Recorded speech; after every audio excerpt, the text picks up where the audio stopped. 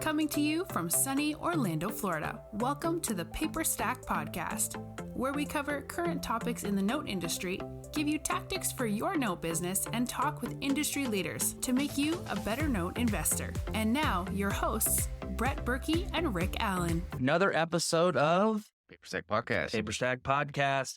Feels like it's been a while. Things are going so fast right now. It's the holidays. And then lots of stuff going on the site. Oh my gosh, site's just exploding. We have tons of new upgrades coming, whether from vendors to just stuff on the platform. I'm beta testing right now some of this stuff that's going to that's gonna be fun. Replace A big part of the site. a big part of the site. And let me tell you, it is awesome. It is a drastic change. It's huge change. I love it for just the regular website, but for mobile, it's like it is hands down the best mobile upgrade we've done to date ever with Paperstac. It will change the way that you can do transactions on the platform, or at least look into them. Yep. It's the ultimate efficiency upgrade. Yeah, it is efficiency. We're all about efficiency here. So a lot going on. Busy. Yeah, besides that, we're just winding down the end of the year. Going to couple more of these podcasts out, then they take off. And Brett and I got to go spend a little time in Sarasota with Martin Sands and Mr. Sean Manuo. We got to go down to their mastermind and hang out for a bit, meet some great people and talk shop. A cool office. And gave they got to see the prelim numbers on the end of the year report. So we've got the big end of the year report, which we're going to be comparing, obviously looking at all of 2020 numbers, soup to nuts, the pandemic report, we'll call it, and comparing it to last year. What happened? Let's look, compare, contrast. We'll have a video series. Yep. Or a video. Yeah, just a video, but we're asking questions of people and their opinions and your opinion and a nice write-up, PDFs, all kinds of stuff. So it'll be fun. It should be good. So you guys should love it. I'm really excited for it. I've already seen the mock-ups. We just looked at them actually today, and they look great. Big news. Got a new designer in-house, so yeah, that's great. It's good. We're excited. Things are growing leaps and bounds here at Paperstac. It's very fun. So what's today, Brett? Tell me what's on the agenda. We had a lot of the transactions happen. There's been some really cool case studies. I think we're going to do a couple. The next couple of these will be case studies. Yeah. It's just how one of the things that came across, names, of course, remain anonymous. Sure. It was a transaction that happened on the Paperstac platform, and how it turned around to be what looked like might not be a great deal. You could see the diamond in the rough and say, and just the idea of how Rick's mind works. So I was like, that's pretty smart, man. You should talk about that. Yeah. Thank you. Yeah. So I guess to put everything in or look at it, just back up a little bit, is when you're looking at assets, you always have to look at things from different angles, never what it appears. And that's one of the great things about investing in notes is you can get in there, look at an asset, and you can see multiple different exit strategies. And I always look at when I'm making a buy, it's okay, here's what I think is going to happen with this, where I think it's going to go. I call it reading the tea leaves, but reading the story. And then it could go this way or this way, and make sure that you've got a range of different exits. And usually those exits all have different dollar amounts tied to them. That's always key. With the worst case being, I lose all my money. Let's face it, it's investing. Yeah. You could lose all your money. There's nothing guaranteed about this business. So this particular asset, I'm handling some of the collateral audits right now, helping out one of our vendors. And it came in and I looked at the small deal. The balance on it was $22,000. It was listed as a non-performing loan. Somebody ended up getting it under contract for $4,000, which was like, okay, probably if it's a non-performing loan, such a small balance, house probably isn't worth it. There's a range on there of 20 to 26,000. So it's somewhere in there. It's a smaller balance house, lower income area, stuff like that. The collateral package comes to the office. We audit it. And one of the things we do in our collateral audits is we're looking for, is this an original document or is this a copy? And as it turned out, the entire collateral package that I received was a copy. Not color copies, black and white copies. So I audited the file and I made notes in there and said, look, not a single document in here was an original. They're all copies. The buyer who was on this was a newer gentleman in the space. It seemed pretty sharp, pretty smart guy, but rightly, like, it sends up red flags, as it would for me. Yeah. I would be like, okay, there's some red flags here. I'm trying to talk to the stuff scoring platform. I want my money back. I don't want to close on this. I'm trying to mitigate the deal, talk to people. Hey, what's going on? Are you able to close? What's your issues? Okay, let me see if I can talk to the seller. I talked to the seller. So I was like, look, in my head, this is a done deal. But the seller's like, look, I'll work with the guy. I don't want to make him mad. But I knew he's like, stinks for me because I'm trying to close this deal out. He's like, close out this company. End of the year stuff, tax stuff. I get it. You're trying to wrap a company up. The last thing you want to do is have assets in the company that crosses over into 2021. Yeah. It's just another year of hassle and stuff like that. Another year of taxes you got to file. So he's trying to wrap things up. So I call up the buyer on the deal and I'm looking at him like, hey, what's going on with this? Why don't you want to close? You're getting a pretty good deal. It's $4,000. If you don't want to close, I get it. And he's like, I just need to make sure I have the collateral file. I'm like, that's fair. And he's like, it's not even a non-performing loan. I go, really?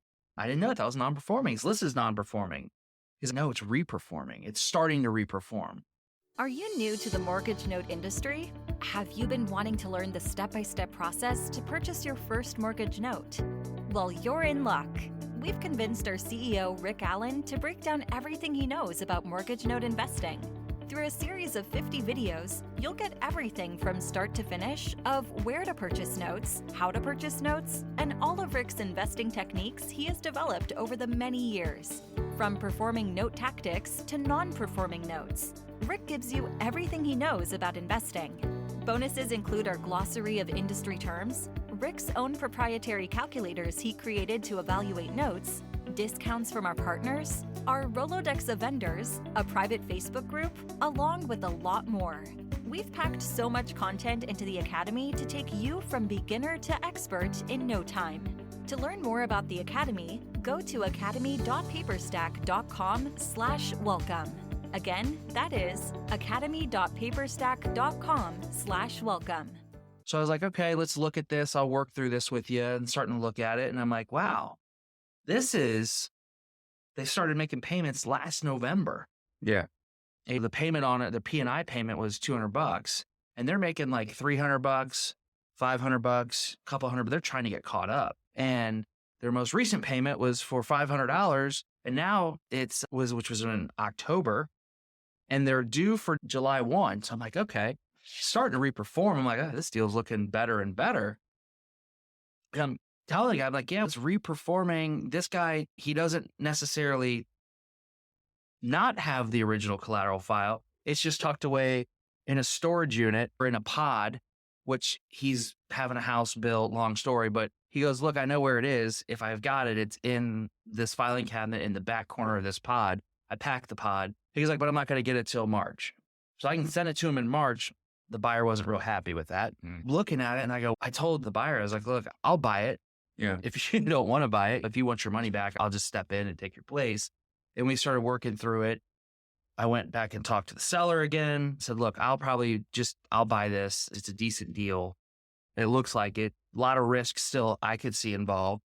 And the guy's, look, if you could buy it, great. He goes, I think I have the collateral. 95% sure I have the collateral. I was like, all right, let me tell the buyer, because my goal is not to come in and buy deals. My goal is my goal is not to actually get involved in anything on Paperstac as far as the deals go, but we step in when we have to. It will help out. I'll say help out. I'll give my personal advice, which is worth just that. It's just advice. And I told the buyer, I was like, look, he thinks he's got the collateral. I can't, if you guys want to do the deal, if you don't, I was like, I'll probably step in and buy it. But I want to tell you what I'm seeing as the potential exit. Yeah. On a way to do this.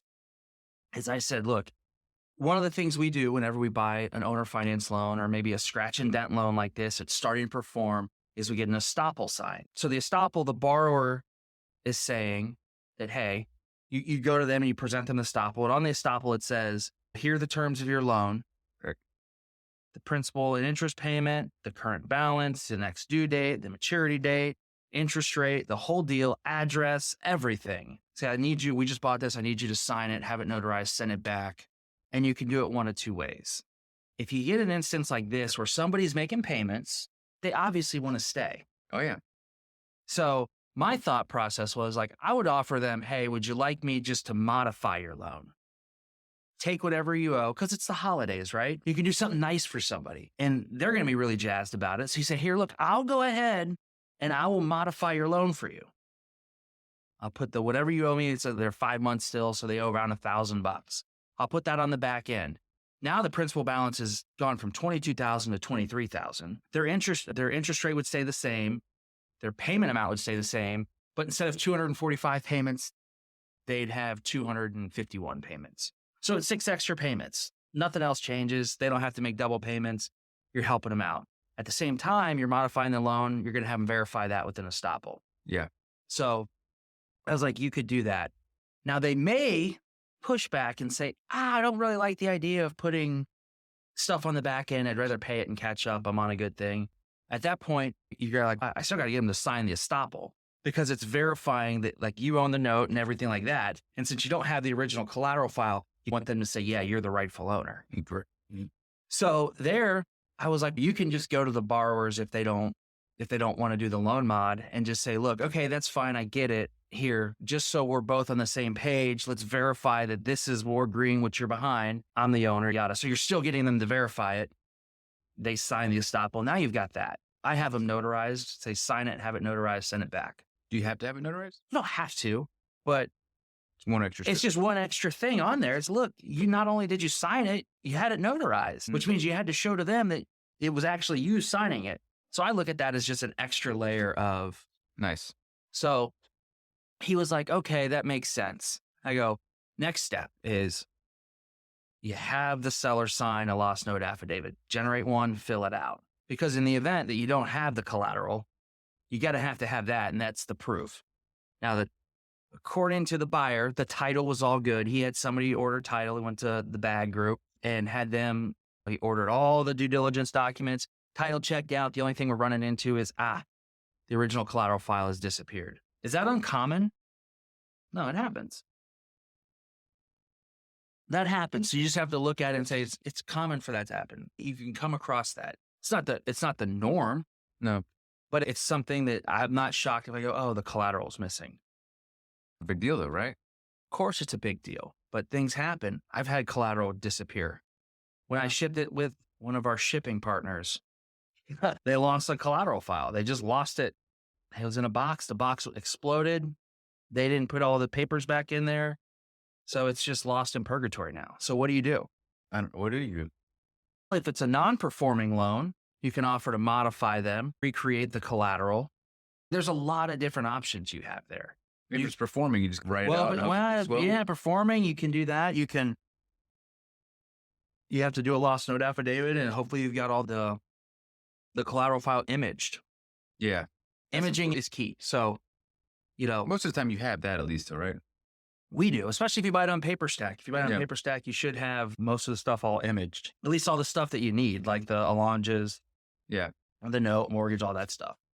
You might not have the origination package, but so anyways, so we have him. I tell him like, have the seller sign the lost note affidavit. He's okay, great. And then I'm looking at it going, so what's your goal with this? Are you going to buy this and I'll buy it for the cash flow. And I'm like looking at it, I'm like, okay, that's good. Okay, good cash flow. It's like, there was a higher interest rate too. I think it was like 8.75 on the interest rate. So it wasn't like a 4%. It was a good interest rate. I was like, man, I go, this is what I would do. Yeah. It's like, I would buy this loan. I would get the estoppel sign. I'd have my lost note affidavit. I'd close on it. I'd try to then either offer the loan mod, right? So I'm going to modify their loan and I'm going to let it season for the 3 months until this guy can go, the seller can go to get their stuff out of storage and look. If I get the original collateral file back, I've got essentially 12 to 15 months of payment history, them showing, look, these guys were making payments. Right. And more than just making big. More than making payments, they're making double payments or 2.5 times the payments. I went ahead and modified their loan, put it all in the back end. So if I modify the loan and I can put that $1,000 on the back end, now I paid $4,000 for $22,000 in principal balance. Now the principal balance is 23. $23,000. So automatically you've got some more value there. Then I say, if I get the collateral file, they've maybe made 3 payments, they've paid it down just a little bit. I can turn around and resell that as a reperforming loan on our platform for somewhere like $16,000 Wow. in 3 months. That's crazy.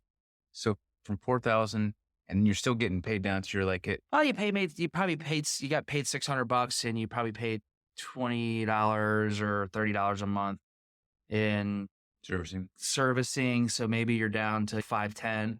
Plus you had some costs on generating the documents and the boarding fees and all this. So reality is the $600 is probably a wash. It probably washed out all the other costs. So you're probably netting into it for still $4,000. But then you're like, you could turn around and sell it for, if you have the original collateral, for $16,000, maybe $18,000. Fairly good loan. It's paying. It's shown it's going to pay. Right. It's discounted to the value. It's discounted to the principal balance. So I said, that's what I would do. And then, go ahead. When is it so if they've been paying since last November, and that we're talking November 19th. Yeah. Isn't that performing? When you call it performing? When they're caught up on their payments. Oh. They weren't caught up on their payments. They've been paying. And this is just me. I'm looking at, like I said, and my criteria is different than other people's criteria. Right. In that some people would say, I don't consider 3 months of current pay history enough. Like for me, I'd look at it and say, look, I looked at the pay history and go, wow, they've actually been making payments. Right. They're just still behind. Right. And they've been making payments, they're still behind, but they're showing me that they want to keep the house. So I'm looking at all this stuff going, okay, they want to stay. Yeah. They want to stay. So let's help them out. Let's modify the loan, helps them out, helps you out. Hopefully we got our fingers crossed that we get the collateral file in 2 or 3 months. If not, I've got a lost note affidavit and a modification, and I've got somebody who's staying and paying. Yeah. That's the best I can do. Now, if I don't get The mod. and then I don't get the collateral file, so now I've got a lost note affidavit, somebody who's signed an estoppel, hopefully, and they're still paying. Hopefully they're caught up in 3 months. If not, I'm riding it out until they are caught up, and then I'm relisting it, and I'm probably selling it for $12,000. Wow. Or 13, maybe 12, 13 grand. Because then you're like, they're still paying. Yeah. So there was just a lot of different avenues on there. And I go, worst case, maybe I can, if none of that works out, I've got this loan for $4,000. I can maybe throw them a couple bucks. I can have them sign the house over. I don't think that's what's going to happen though. I didn't think that was the likely scenario. That's why I was like, look, I'll buy the deal if you don't want it. Yeah. And I go, I'm telling you all this stuff. I told this to the buyer. I was like, look, I'm going to tell you all this stuff because I don't want you to think that I came in and bought a deal out from underneath you. Like if you want to keep it, here's what I see as the way that I'm going to handle it. Yeah. And he ended up being really comfortable with the deal. Yeah. Very comfortable with the deal. And he ended up purchasing the deal. He's moved forward with it. And then he calls me. Oh, another thing is he was like going to move the servicing. Oh, And so servicing, I won't say who was going to move it to or who it was with, but I told him, I was like, look, if somebody, and this is just personal advice, if somebody is staying and paying, why are you going to upset the apple cart? Let them stay and pay. Like the minute you move servicers, you're throwing another variable into the equation. Leave it there. And so what he did is he wound up calling the servicer saying, look, I'm going to buy this loan. Can I service it with you? Of course, they were like, yes. And guess what? The original collateral file the whole time was sitting with the servicer. Isn't that crazy? It's nuts. It was sitting with the servicer the whole time. And so it was one of those things where it worked out at the end. That's one of those really interesting case studies where you look at something and I can promise you that I don't know how long that loan sat on our platform. Maybe it was just a week or two. Yeah, I don't know. There was a lot of people who looked over that loan, I'm guessing. Yeah. I don't know. I didn't even know the loan was there on the platform and rarely looking at our inventory to buy. But somebody looked at it, first time guy out of the deal. Now imagine that. You take $4,000, you put it down, and he was going to walk. He was like done. If the guy said, I'll give you your money back, he's out. Yeah. He's done. But he stays in there, gets a little help. I would say everybody gets some education. If you would have talked to any number of mentors, I probably would have told you the same route that I did. Run this route. This is a potential how to get in and out of it. This is potential $4,000. He's going to triple his money, probably at least double it, Yeah. triple it, maybe quadruple it. Being that he has the originals now. And now he's got the originals, and it's like, dude, you can do that He- soon. oh yeah. If I'm him, I'm modifying the loan today, or I'm reaching out to my servicer and saying, here, offer them a loan mod right now. Say, here's this loan mod, do it, sign it. Here's an estoppel, sign it. Let's go. Because those estoppels help when you're reselling it. Say, look, man, they already verified this. Yeah. They verified that all this is true as of this. So if you have an instance where you're buying something from an owner finance person and they're ticking off the pay history on the Amortization schedule. yeah. And you get an estoppel. You say, look, from this estoppel, they're saying from this date, everything back is true. And then it's boarded with a servicer. And that's your servicer. The servicer says, there's the estoppel. Everything, then you can have it professionally serviced. And then it's just that now you've got accurate servicing stuff going on. But you've got that estoppel in there saying, hey. And that's a benefit for them too. Of course it's a benefit for the borrowers. Because then, you can't say, I owe you more. Or Yeah, you less. can't come back and say, oh, there was an accounting error. Sorry, man. Yeah, this is what I owe you. This is what we owe. We've agreed. You signed it. I signed it.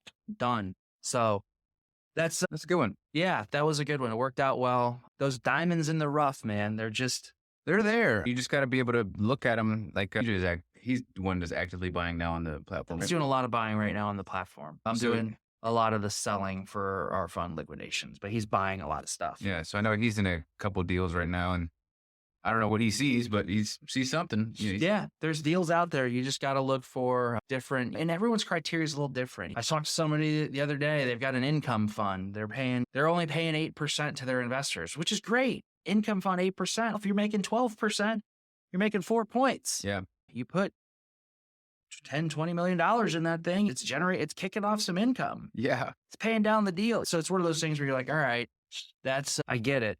No, I'm with you. Good stuff. That was a good case study. Yeah. If you guys have any questions on the case study, always ask, leave them in the comments. And then, we're going to be doing more of these case studies. Still doing interviews if we can ever get this thing working. We will start interviews first of the year. Our first run at it was awful. It was, though, Jamie Bateman was a good sport with it. I know. But the wheels just, oh my gosh. We pulled up to the starting line and we slammed on the gas and the engine just blew up and it didn't work. So that sucked. Hey, 2021's a new year. That's right. But we've tested it since. I think we got the kinks worked out. I'm pretty sure it was just a battery because I didn't have the battery charger for the computer. You need that. You need the battery charger. Never ceases to amaze me, Brett. Yeah. Anyways, that's it. We'll talk to you soon. Happy holidays. Yep. See you soon. Yep.